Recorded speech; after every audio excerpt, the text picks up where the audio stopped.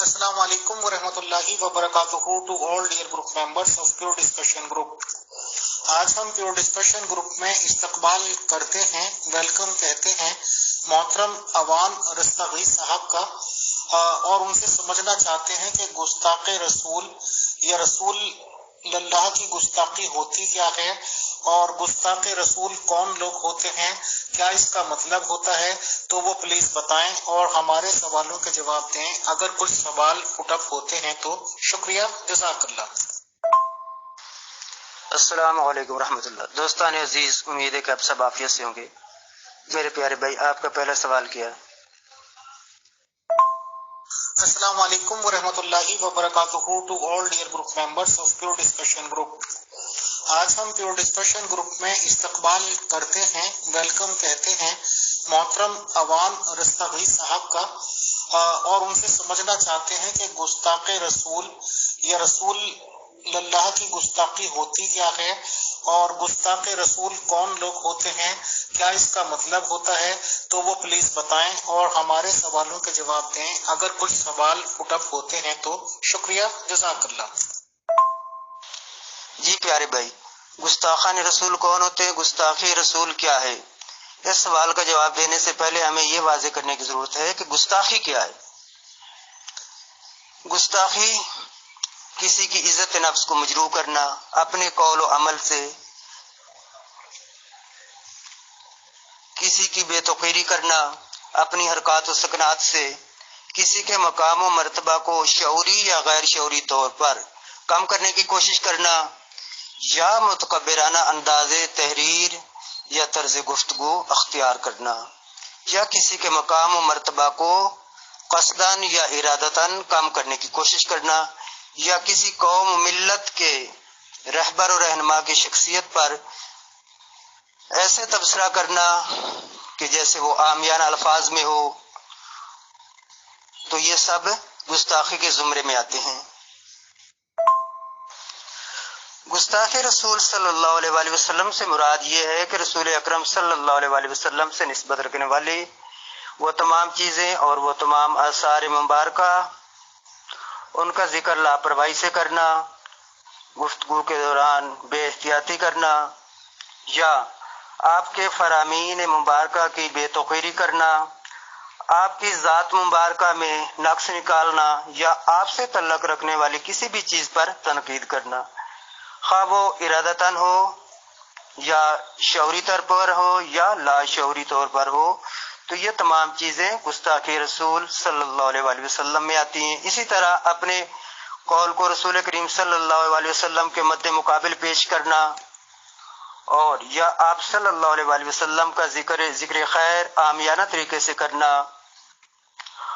और आप सल्लल्लाहु अलैहि वसल्लम की पेश करदा या आपकी दी हुई मुआशरत और तहजीब में तनकीस करना और उसमें कोई नक्स निकालना, ये सब अवामिल गुस्ताखी रसूल सल्लल्लाहु अलैहि वसल्लम में आते हैं। इसी तरह आपके मुकाबिल दावा नबूवत करना, या आपकी मंशा और आपके मकसद के खिलाफ आपके फरामीन का मतलब निकालना, और आपके दिए हुए निज़ाम के मद्दे मुकाबिल कोई और निज़ाम पेश करना, ये सब गुस्ताखी रसूल में आते हैं।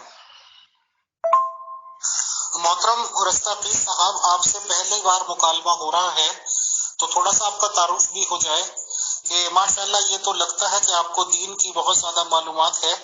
तो दीन में जैसे अलग अलग तरीके की पढ़ाई होती है, कोई हाफिज होते हैं, कोई कारी होते हैं, या किसी तरह की चीजें होती हैं, पता नहीं मुफ्ती वगैरह या क्या क्या, वो आपकी तालीम क्या है यानी कि दीन की, और दुनियावी तालीम क्या है, अगर आप बता दें।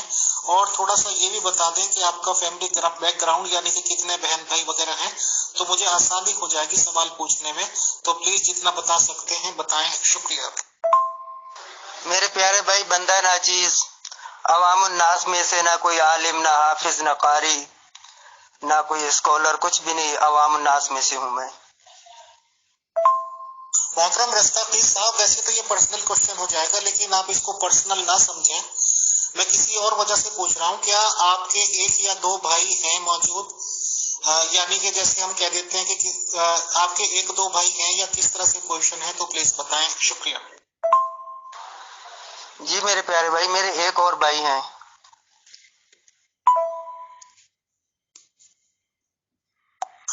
رستاقی صاحب، ہمارے ایڈمن کی طرف سے ایک فرمائش کہہ لیجیے، مانگ کہہ لیجیے آئی ہے کہ تھوڑا سا انٹروڈکشن آپ کا چاہتے ہیں، تو اگر آپ دینا چاہیں تو ایک آڈیو میں دے سکتے ہیں۔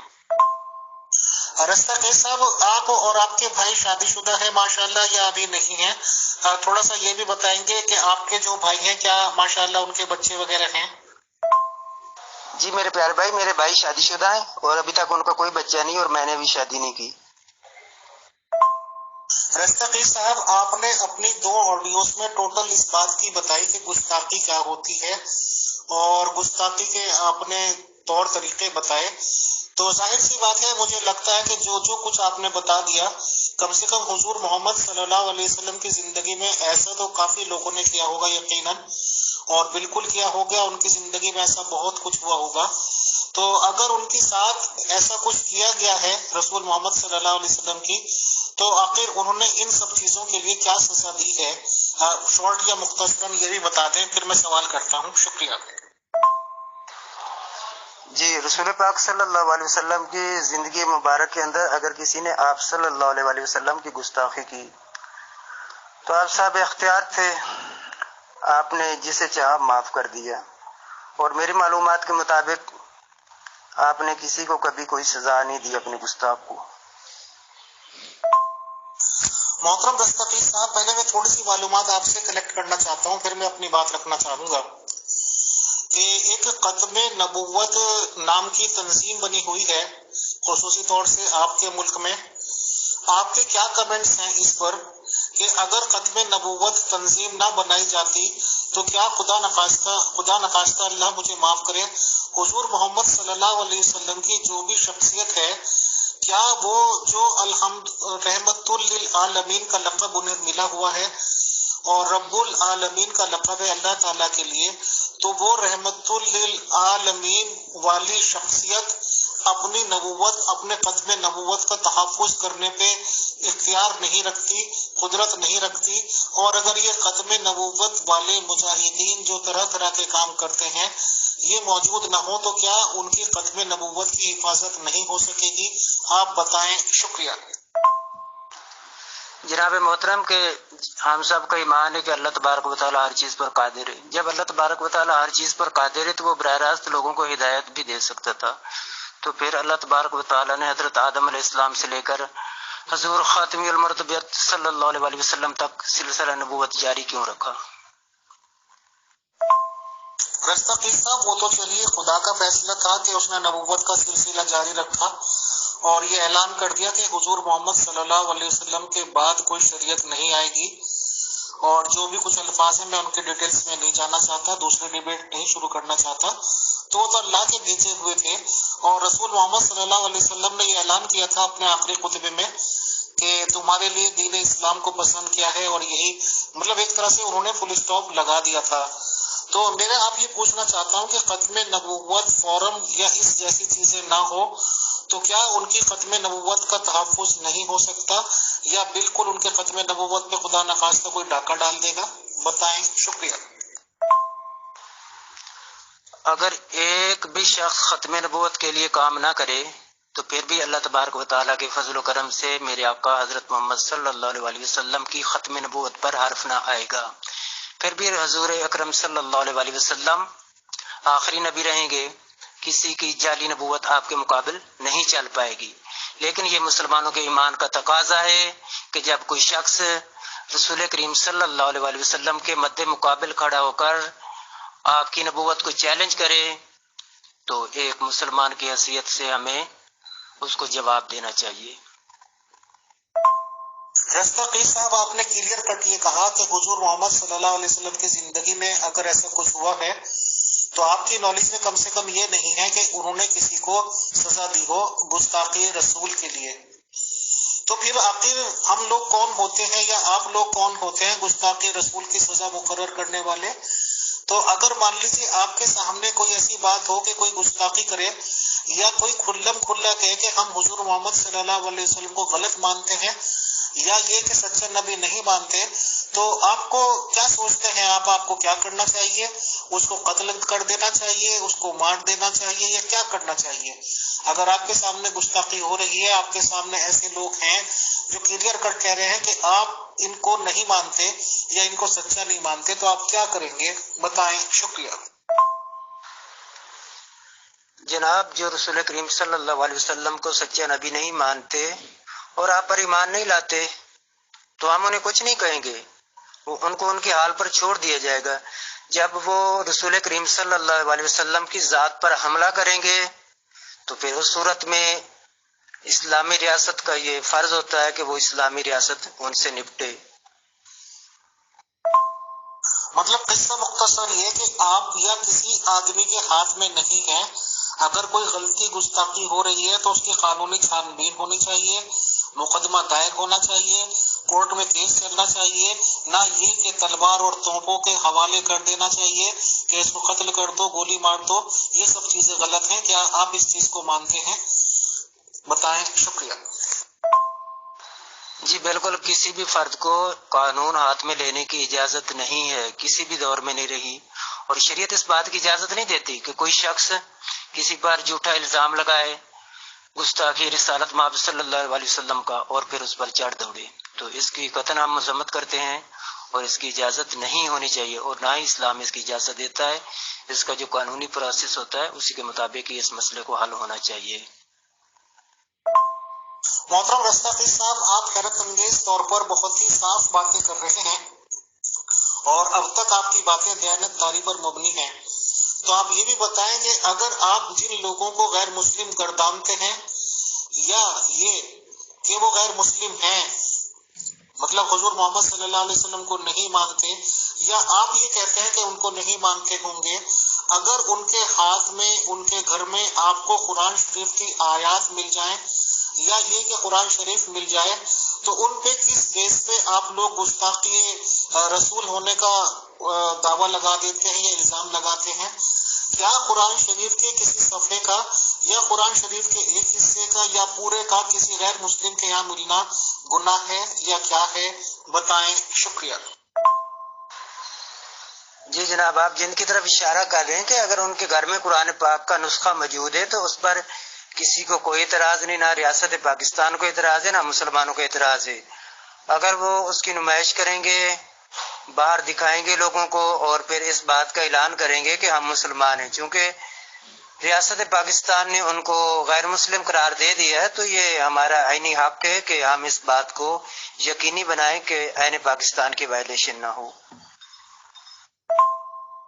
اور اگر کرسچنز یا عیسائی نصارہ جو بھی کچھ کہتے ہوں گے آپ مسیحی لوگ پاکستان میں، ان کے پاس قرآن شریف مل جائے، وہ لے کے چل رہے ہوں بس میں، رکشہ میں، سڑک پہ، سفر میں، یا یہ کہ اس کو پڑھ رہے ہوں، تو یا یہ کہ ان کے ہاتھ میں کوئی صفحہ آ گیا ہو، وہ کہیں رکھنے جا رہے ہوں، تو کیا ان پہ گستاخی رسول کی سزا بنتی ہے اور کس بیس پر؟ بتائیں. شکریہ. جی میرے پیارے بھائی، اگر کرسچن یا دیگر جتنی بھی ہمارے پاکستان میں اقلیتیں رہتی ہیں، اگر ان کے پاس قرآن مجید کا کوئی نسخہ موجود ہوتا ہے تو کسی پاکستانی، کسی مسلمان کو اس پر کوئی اعتراض نہیں ہے، نہ ہم کبھی بھی ان پر گستاخی رسول کا الزام لگاتے ہیں. رستاخی صاحب، معلومات تو مجھے انڈیا کے ریگارڈنگ تو ہے، اگر قرآن شریف کا کوئی صفحہ پھٹا ہوا آپ کو مل جائے، چاہے آپ نے سڑک پہ سے ملے یا کسی جگہ سے ملے، تو عمومی طور پر آپ لوگ اس کے ساتھ کیا کرتے ہیں؟ تو یہ بتائیں. شکریہ. جی، قرآن پاک کا نسخہ ہو، قرآن پاک کا کوئی ورق ہو یا مقدس اوراق ہو جس پر اللہ تبارک و تعالیٰ کا نام لکھا ہو یا رسول کریم صلی اللہ علیہ وسلم کا نام لکھا ہو، تو ایسے اوراق مقدسہ کے لیے پاکستان کے اندر قرآن محل تعمیر کیے گئے ہیں. تو بہت سے مسلمان اس میں کام کر رہے ہیں، تو وہ اوراق جمع کرتے ہیں اور وہاں لے جاتے ہیں اور آگ کے ذریعے ان کو شہید کر کے ان کی راہ کو ہمیشہ کے لیے بے ادبی سے بچانے کے لیے محفوظ کر لیا جاتا ہے۔ رستہ خیز صاحب، اس میں برا ماننے کی کوئی بات نہیں۔ میں نے اکثر دیکھا ہے کہ یہاں پہ جو مسلم لوگوں کے قبرستان بنے ہوئے ہیں، تو جو پرانے قبرستان ہیں اس میں میں نے دیکھا ہے کچھ اس طرح کی چیزیں ہیں جیسے کنواں ٹائپ، کنواں میں کہتا ہوں ویل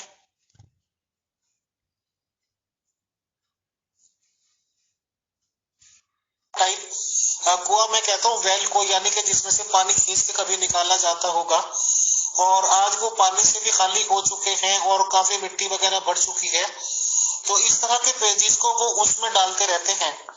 اور میں نے آپ لوگوں کے یہاں کی بھی ویڈیوز وغیرہ دیکھی ہیں کہ کافی گندی جگہوں پہ یا نالے میں یا کھالے جیسی چیز میں ایسی چیزیں بہت زیادہ تعداد میں پڑی ہوئی ہوتی ہیں، تو یہ گستاخی قرآن ہے یا نہیں، بتائیں، شکریہ۔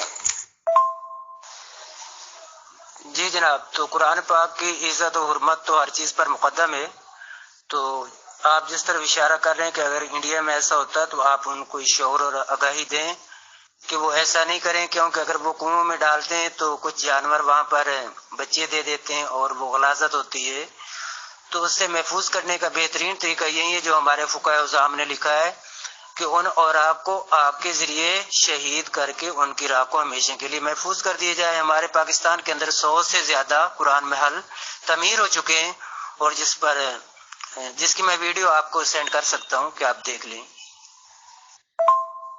صاحب، ان شارٹ کیا آپ اس بات کو کنفرم کریں گے ایک آڈیو میں کہ گستاخ رسول کی کوئی سزا رسول محمد صلی اللہ علیہ وسلم نے نہیں دی؟ کیا آپ اس بات کو کنفرم کریں گے اسی ایک آڈیو میں کہ جو لوگ مجاہدین یہ دعویٰ ایجاد کرتے ہیں کہ سر تن سے جدا کر دو، توپ چلا دو، تلواریں چلا دو، اگر کسی نے گستاخی رسول کر دی تو وہ غلط ہے اور نہایت شرمناک حرکت کرتے ہیں، بتائیں، شکریہ۔ رسول کریم صلی اللہ علیہ وسلم نے اپنے کسی بھی گستاخ کو قتل کرنے کا حکم نہیں دیا۔ ہاں، اگر آپ صلی اللہ علیہ وسلم کے گستاخ کو کسی صحابی رسول نے واصل جہنم کر دیا تو رسول کریم صلی اللہ علیہ وسلم نے عملاً اس کی تائید فرمائی ہے، اس عمل کو پسند فرمایا ہے۔ اور جہاں تک یہ آپ مجاہدین ختم نبوت کی بات کر رہے ہیں، تو یہ تو کسی بھی مجاہد ختم نبوت کو یہ اجازت نہیں کہ وہ قانون اپنے ہاتھ میں لے اور کسی بھی شخص پر گستاخی رسول کا فتویٰ لگا کر یا اس پر الزام لگا کر اس کی جان لے لے، تو یہ بالکل غلط ہے۔ تو محترم رستاخی صاحب، کیا آپ یہ بات بھی کنفرم کریں گے کہ کچھ مجاہدین لوگ یہ بتاتے ہیں کہ اگر خانہ کعبے کے غلاف میں بھی جا کر چھپ جائے گستاخی رسول تو اسے وہاں بھی پکڑ لو اور قتل کر دو؟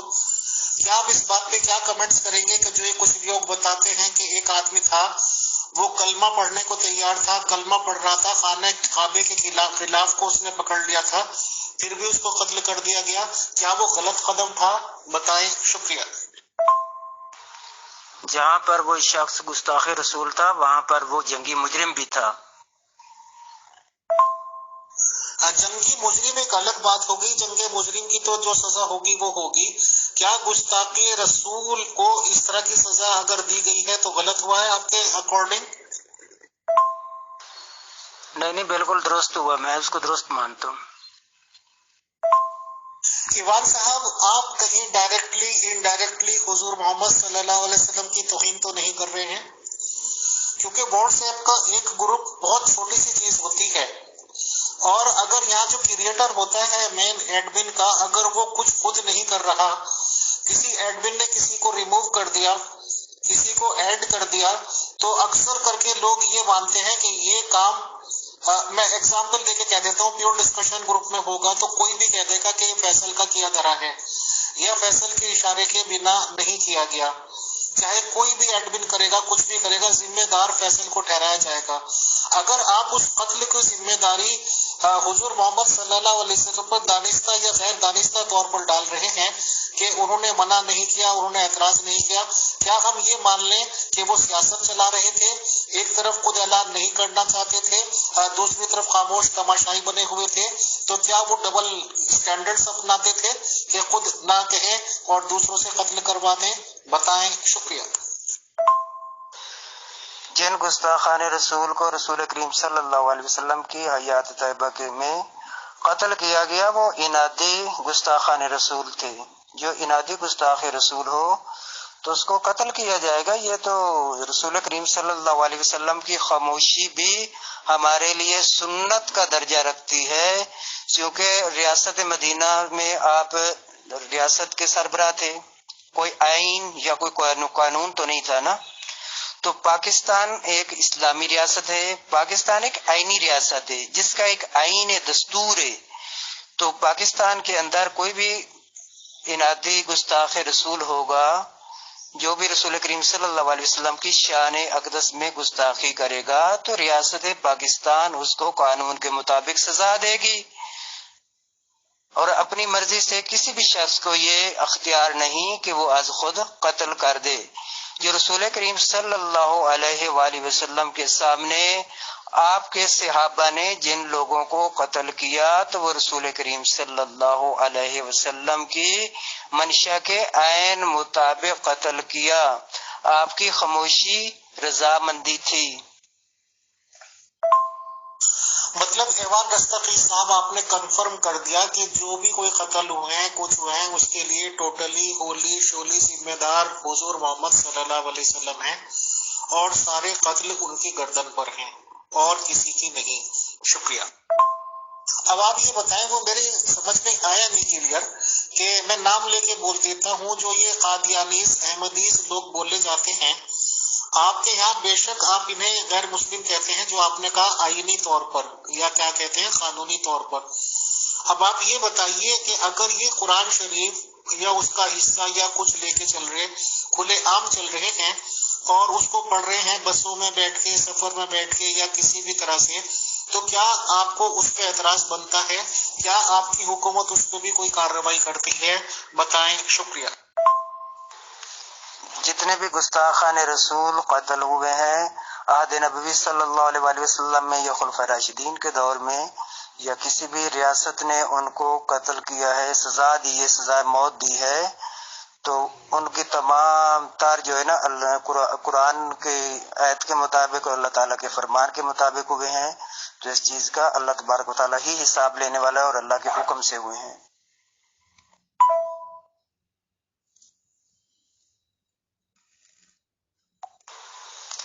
جناب جب یہ خود کو مسلمان کہیں گے تو یہ ہمارے حقوق کی وائلیشن ہوگی.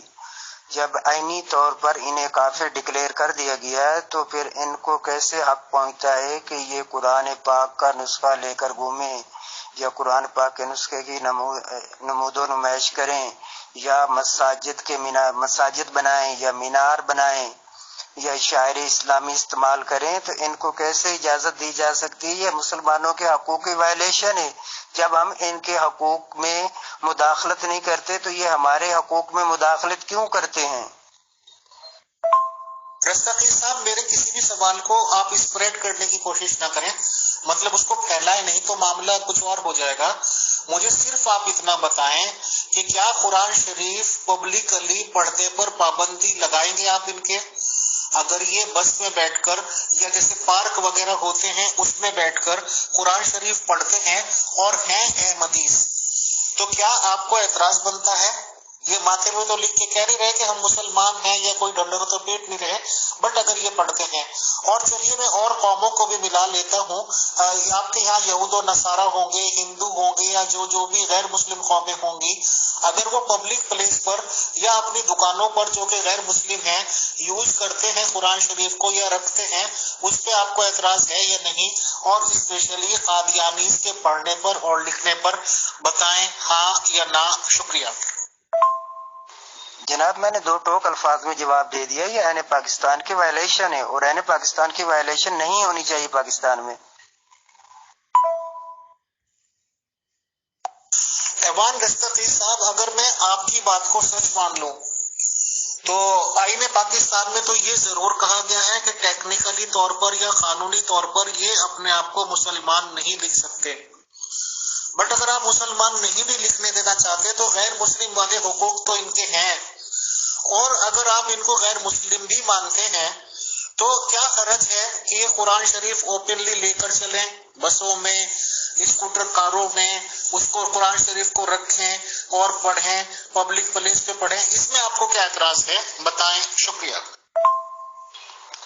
गैर मुस्लिम वाले हकूक इनको पाकिस्तान में मैसर हैं कि ये अपनी इबादत गाहों में अपनी इबादत करते हैं और जुम्मे की भी इनके खुतबे होते हैं और तमाम ये इनको इन पर कोई पाबंदी नहीं है, अपनी इबादत गाहों में जाने में आज़ाद हैं। रस्तगी साहब, आप माशाल्लाह बहुत अच्छे जवाब दे रहे थे और न्यूट्रल होके दे रहे थे।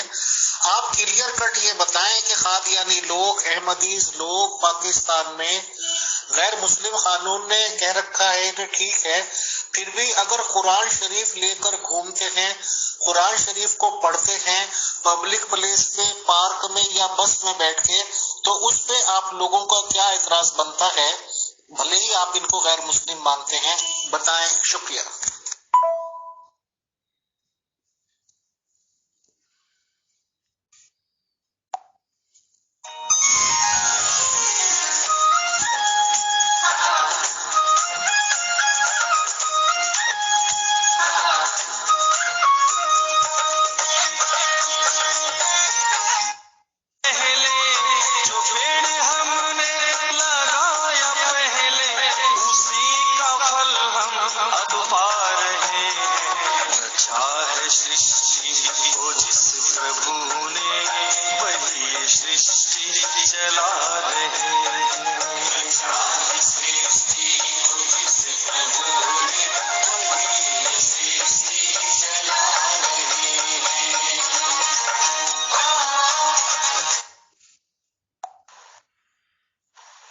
जनाब, ऐन पाकिस्तान में चूंकि ये काफिर हैं और जब ये कुरान लेकर पब्लिक मकामात पर जाएंगे तो अपने अमल से ये साबित करेंगे कि ये मुसलमान हैं, तो इससे दूसरे मुसलमानों को धोखा हो सकता है, पहली बात। दूसरी बात यह है कि मुसलमानों के हकूक में ये वायलेशन है, मुसलमानों के हकूक पर ये डाका है और रियासत पाकिस्तान की ये जिम्मेदारी बनती है कि वो हर शहरी के जो हकूक आइन में मुतय्यन किए गए हैं उनके मुताबिक वो उनको हकूक दे और किसी के हकूक पर तजावुज ना किया जाए और किसी के हकूक में मुदाखलत ना की जाए। तो कादियानी हमारे हकूक में मुदाखलत क्यों करते हैं कि जब हम इनके हकूक में मुदाखलत नहीं करते तो इनको भी कोई अख्तियार नहीं कि ये हमारे हकूक में मुदाखलत करें। ईवान रस्तगी साहब, ठीक है कि कादियानियों के, अहमदियों के नाम मुसलमानों वाले हैं, बट ये भी तो सच है कि जितने आपके यहाँ क्रिश्चियंस लोग रहते हैं या ये कि जितने मेरी नॉलेज में है उनके नाम भी पता ही नहीं चलता कि उनके नाम ईसाई या मसीही वाले हैं या मुसलमान वाले हैं।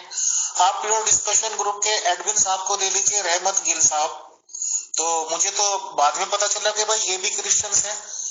रहमत है या जाहिद शफीक साहब है या और भी बहुत सारे लोग हैं, हमीद मसीह साहब हैं, तो ये तो सब मुसलमानों के नाम है। अगर ये लोग कुरान शरीफ लेके घूम रहे हैं, कुरान शरीफ लेके पढ़ते हैं पार्क में, पब्लिक प्लेसेस में, तो आपकी वायलेशन कैसे हो गई?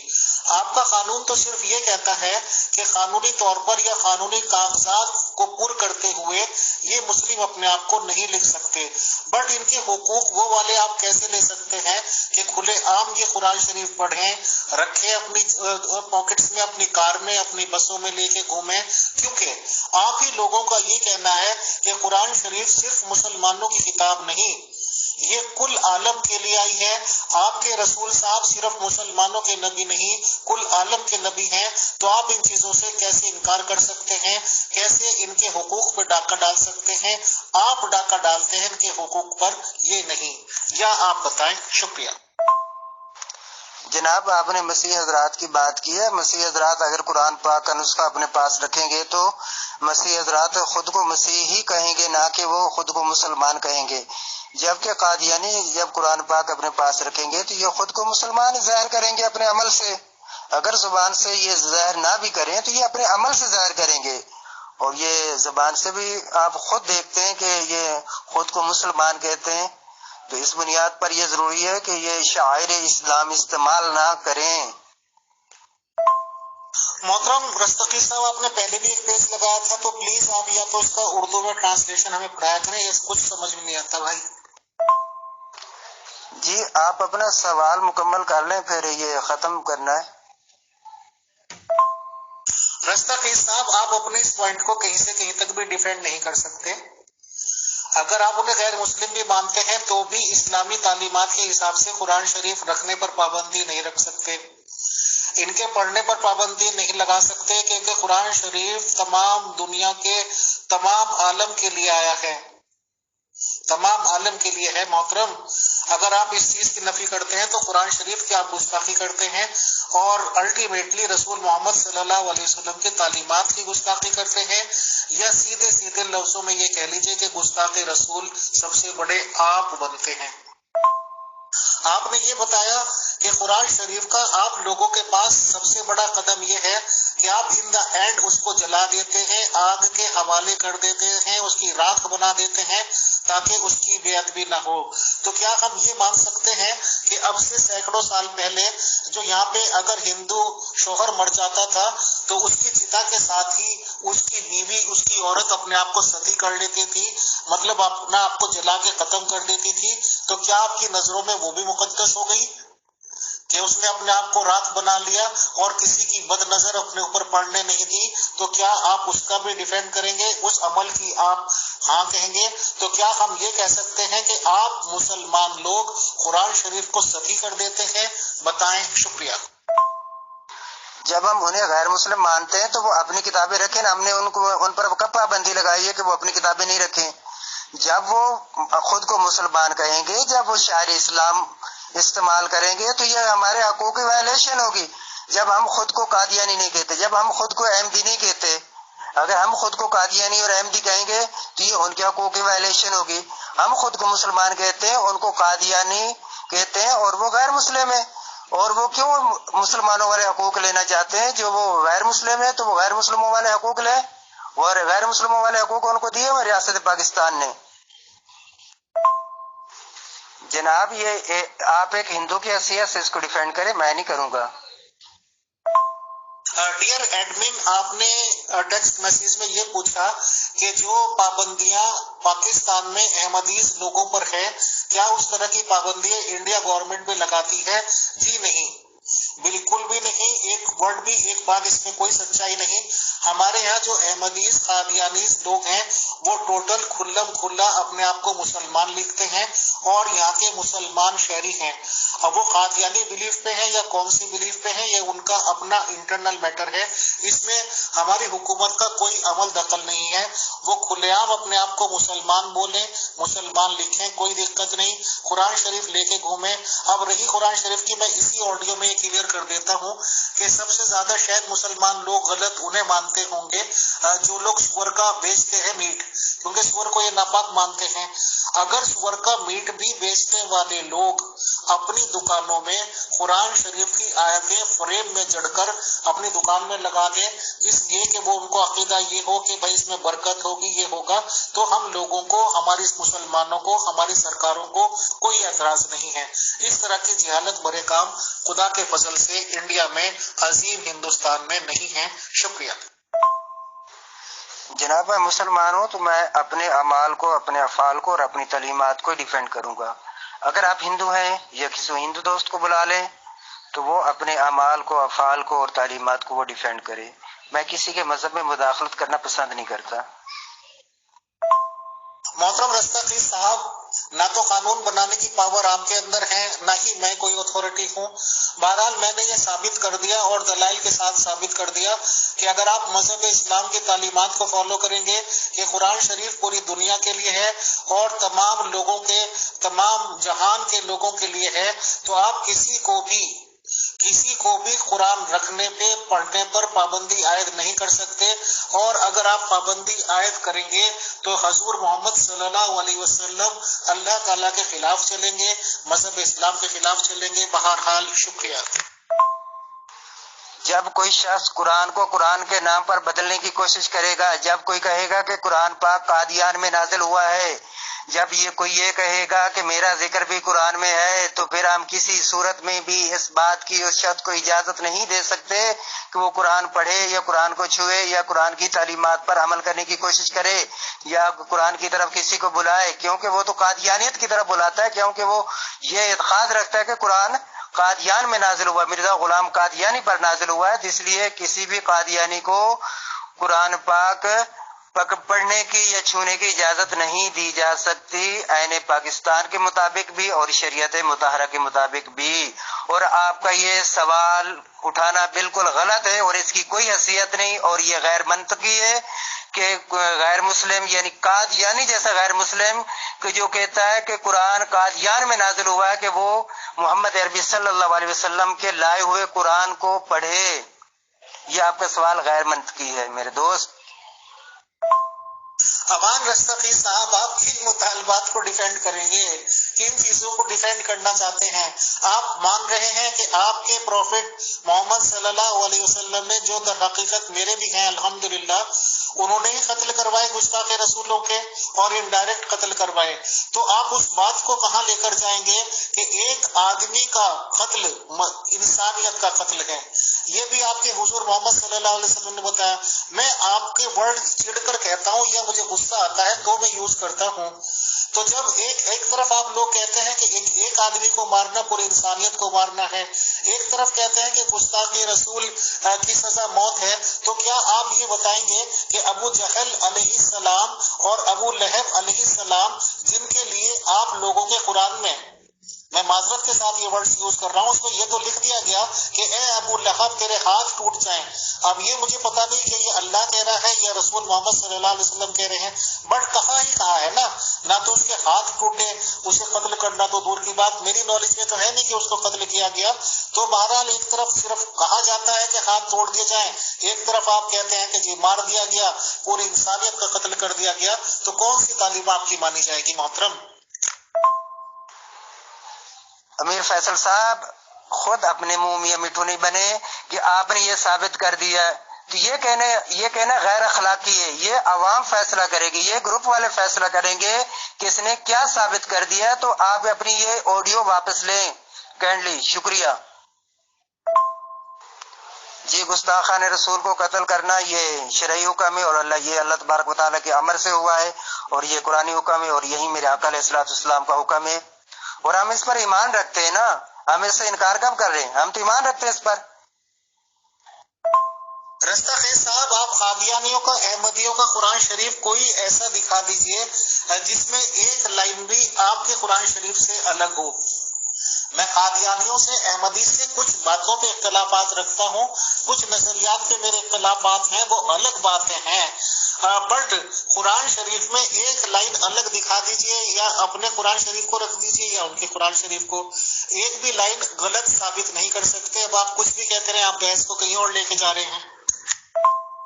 ایوان رستقی صاحب ماشاءاللہ اب آپ کے پاس مجاہد ختم نبوت کے فون کالز وغیرہ آ گئی ہیں اور آپ کی کلاس لی جا رہی ہے کہ آپ نے کیسے ایسی باتیں کر دی کہ جی نہیں گستاخی کی سزا نہیں ہے۔ اب آپ کے اوپر پریشر پڑنے پڑا ہے، اب آپ کی ٹون بدل رہی ہے کہ جی ہاں گستاخ رسول کی سزا یہ ہے وہ ہے۔ اب ظاہر سی بات ہے کہ آپ اننیسیسری ارریلیونٹ آڈیوز کریں گے، جبکہ یہ بالکل غلط بات ہے۔ جب آپ کا قرآن پوری دنیا جہان کے لیے ہے تو آپ کیسے اس کو لمیٹڈ کر سکتے ہیں کہ فلانا پڑھے فلانا دیکھے؟ یہ آپ کی بات ہی غلط ہے، خلاف قانون ہے، خلاف اسلام ہے۔ شکریہ، جزاک اللہ۔ تو اب یہ دوبارہ نازل ہوا قرآن یہ پڑھنا چاہتے ہیں یا جو 1400 سال پہلے نازل ہوا تھا وہ پڑھنا چاہتے ہیں؟ اگر 1400 سال والا جو 1400 سال پہلے قرآن نازل ہوا تھا تو اس کو تو یہ نہیں چھو سکتے۔ ہاں جو 1400 سال کے بعد جو مرزا صاحب پر نازل ہوا ہے تو وہ تذکرہ ہے، تو یہ تذکرہ کو پڑھے نا اور تذکرہ کے الہامات بھی سنائیں۔ اگر مجھے اجازت دیں تو میں یہاں پر تذکرہ کے الہامات مرزا صاحب کے لگا دیتا ہوں۔ وہ سب باتیں الگ ہیں، صرف میری بات تک رہیں محترم۔ میں کئی بار آپ سے اپیل کر چکا ہوں کہ قرآن شریف میں کیا کوئی ایک لائن کا فرق ہے یا نہیں ہے۔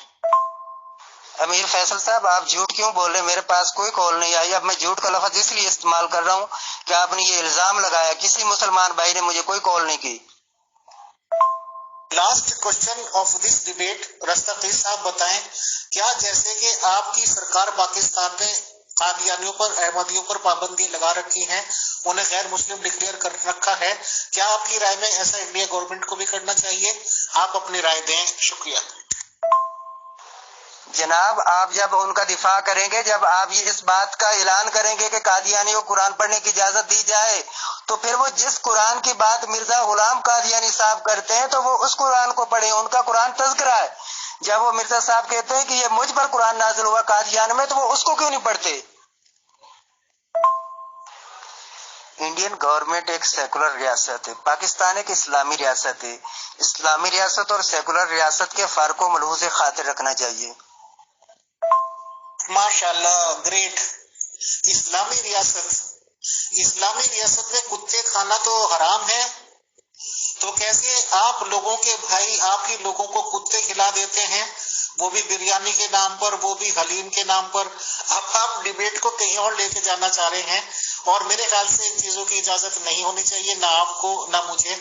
بہرحال آپ کی چیزیں آپ کو مبارک، آپ کا طریقہ آپ کو مبارک، آپ کے قانون آپ کو مبارک۔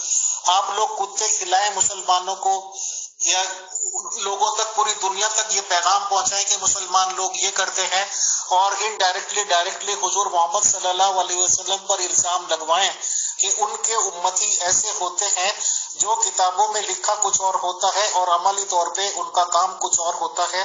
وہ کتوں کو کاٹتے ہیں، ذبح کرتے ہیں، کھلاتے ہیں، اور ظاہر سی بات ہے کہ ٹوٹل ہولی شولی ذمہ دار نبی صاحب پر آتی ہے، حضور محمد صلی اللہ علیہ وسلم پر آتی ہے۔ بہرحال آپ سے کافی گفتگو ہوئی، اور ماشاءاللہ آپ نے کافی اچھے سوالوں کے جوابات بھی دیے۔ میں آپ کا شکریہ ادا کرتا ہوں، جزاک اللہ کہتا ہوں، اور اس گفتگو کا اختتام کرتا ہوں۔ کافی ٹائم ہو گیا ہے محترم، if I am not wrong شاید 1.5 گھنٹہ ہو گیا ہے، تو اجازت چاہیں گے۔ بہت شکریہ، جزاک اللہ۔ السلام علیکم ورحمۃ اللہ وبرکاتہ۔